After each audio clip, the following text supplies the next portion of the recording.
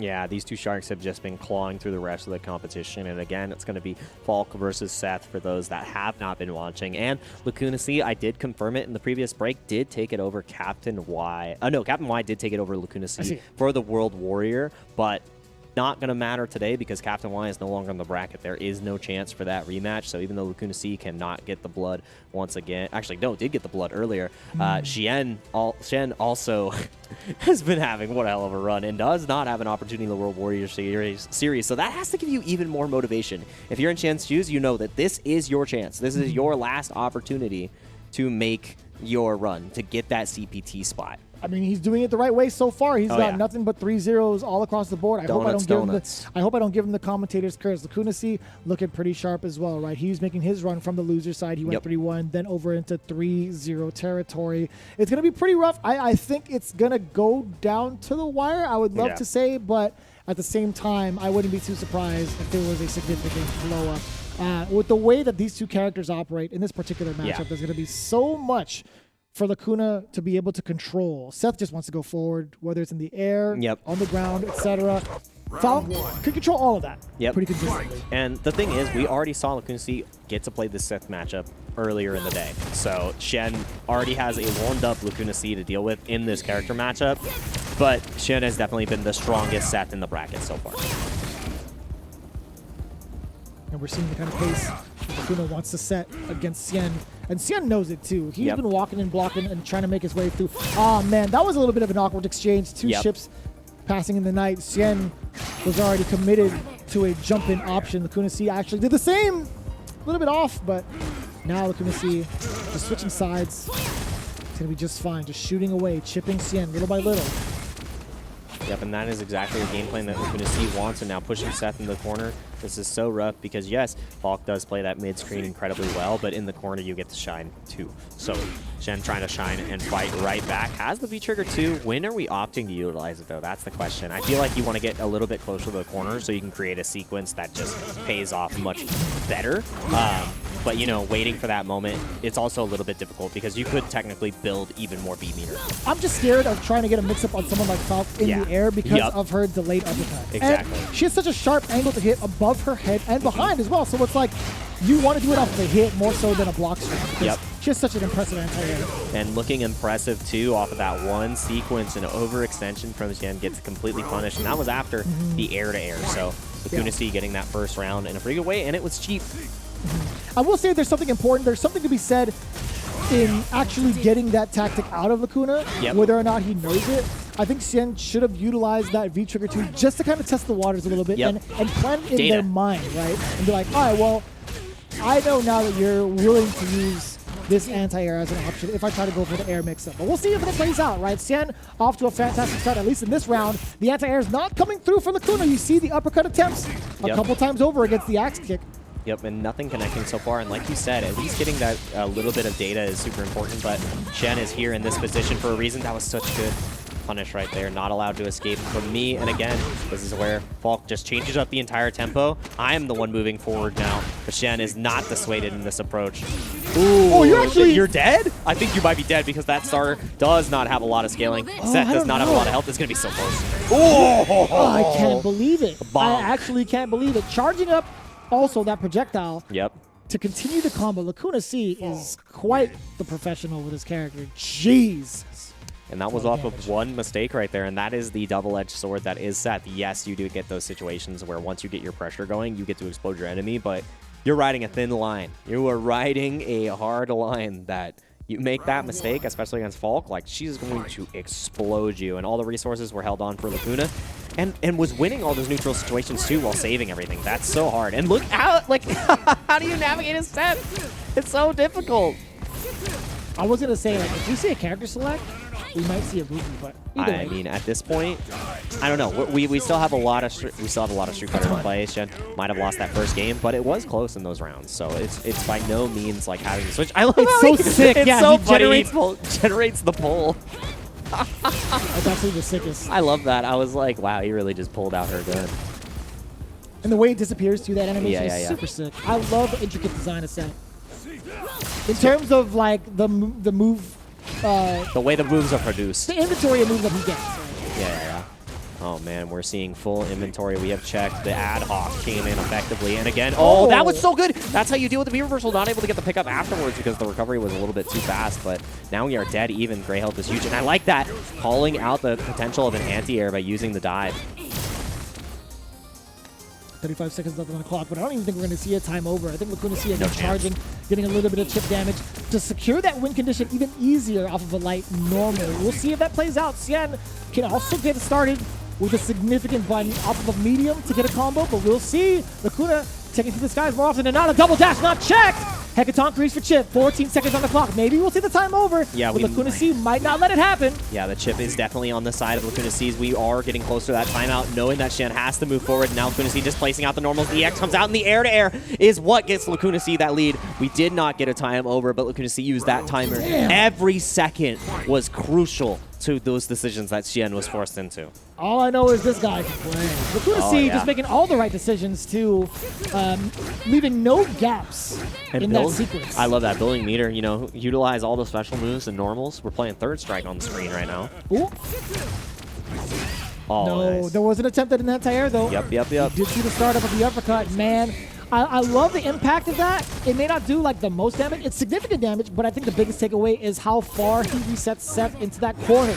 Look at the amount of control that Lacunac has. Oh boy, the one jump in a little overzealous. Yep, and now getting that corner position. This is where the party starts again. And off of the hit, this is where we want to see the big trigger activation, but holding on to it the entire time because now next hit leads to stun. I love that decision from the side of Xian, and that was so clean. Everybody in chat got hit by that, building as much meter as possible afterwards. Easy extension into the next dimension, getting around on the board. Xian might have gotten poked out, but that's what Seth can do. You get that first sequence, and your opponent is so afraid of the V-trigger that they fall to the throw. They follow the rules of Street Fighter to a fault. I want to know what happens when Lacunac decides to just commit to like an uppercut. Just bust out? Yeah, just to see what happens. I mean, for science. Lacunac, if you can hear us, put your earpiece back in. Uppercut on the next V-trigger too, please. Thank you. Jump if you give us if you copy. All right. Right. That would have been funny if he did like an air fireball. Yeah, would have been great. But not in, we're not in the mind of Lacunac right now, but in the head of Lacunac is Xian continuing to connect with these. Oh, that was so good. That's right. There's a stream delay. Yeah, that's right. Okay, the jump was there, but definitely the delay is coming in, but there is no delay in the pressure from Xian.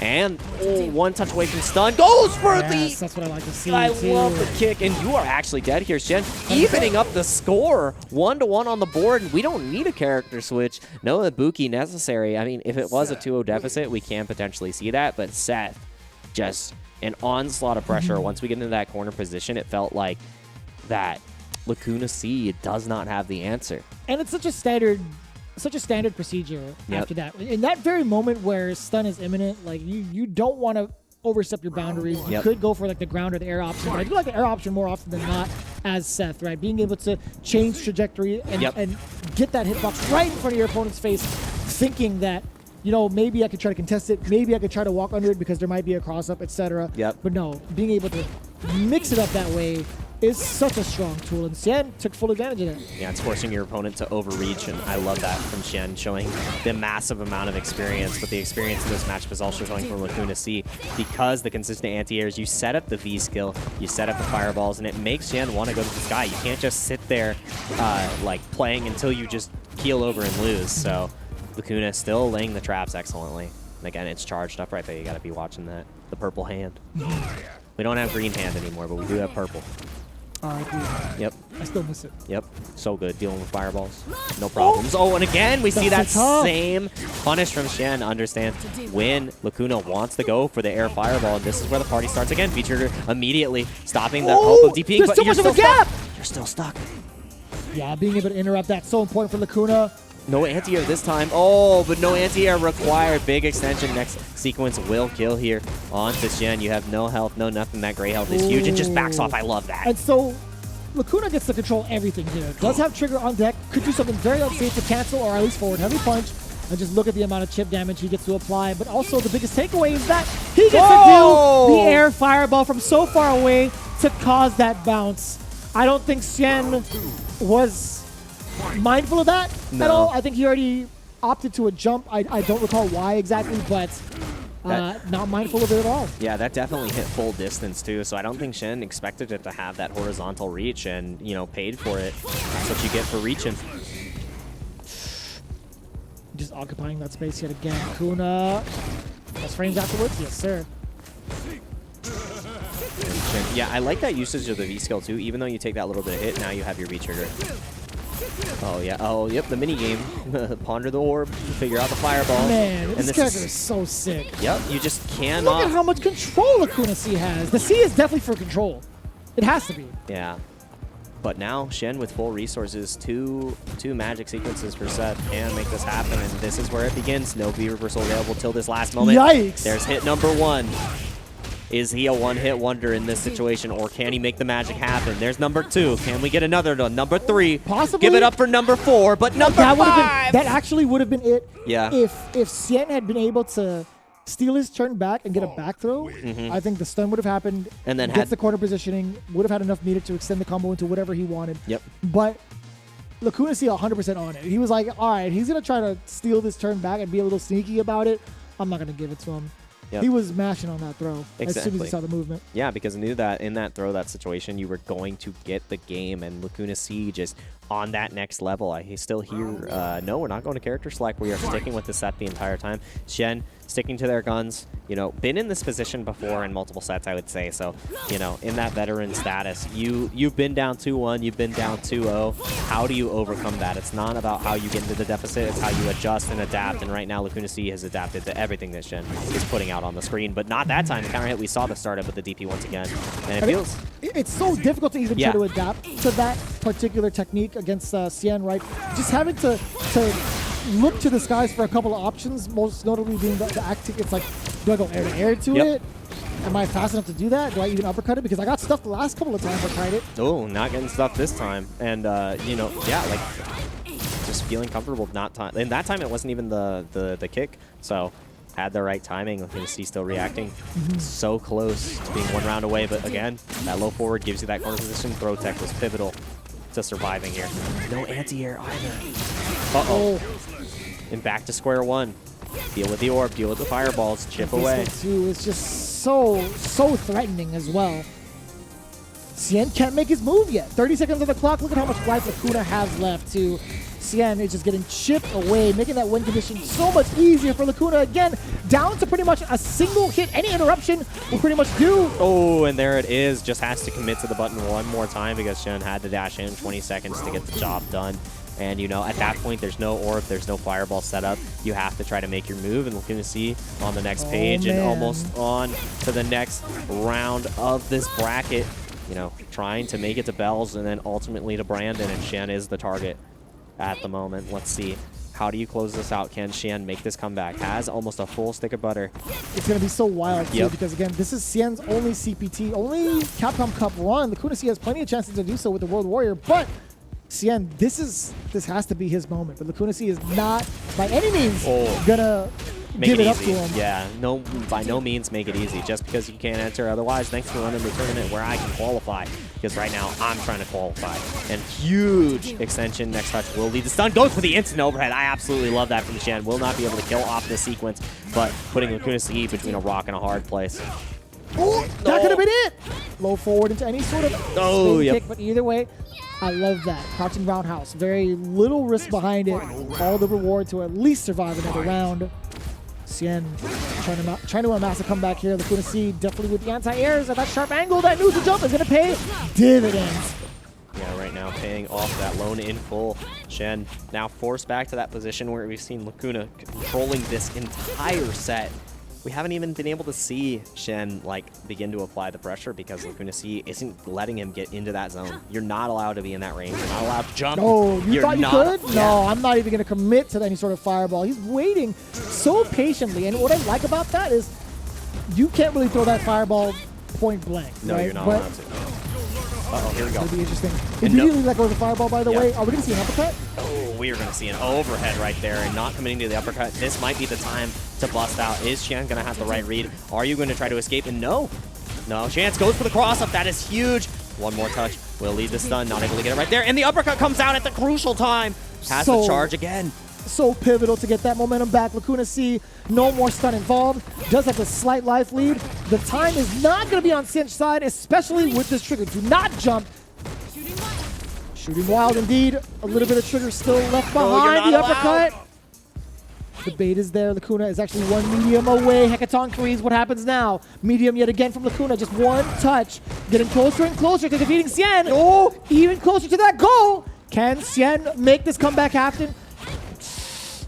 One touch to the side, and one check will do it, and Lacunac is going to be taking it over Xian, almost running out the clock every single one of these games. You know, a heartbreaker and a half, but Xian is going to be running the World Warrior Series to see who else comes on top to make it to that CPT, and Lacunac has another opportunity to continue moving forward in this bracket. Has to win not only the next set against Bells, but has to overcome Brandon not just once, but twice. Man, that was such an impressive array of defensive options coming in from Lacuna. Yes. Right? We talk about active defense a good amount of times, right? Throwing out that medium kick just as we saw as the finisher for the first round of Game 1. It's been such a pivotal tool throughout his entire run of top 8. Yeah, the entire run of top 8 has just been excellent at utilizing the tools of Falke and really rotating the options as well. We did not see the EXDP represented as like a desperation move. It was more so as a checkmate. And I love that too, because every single time it came out, it's shifted the momentum so heavily because it put Xian at that same range where he was struggling the entire game, because as soon as the V-Skill 2 was out, as soon as the Fireball game was established, it just felt like Xian was getting smothered. And in those moments where pressure sequence started, it did look great, but at that point, it was already like a 30% health Seth versus a 60% health Falke, and climbing that hill was just a little bit too hard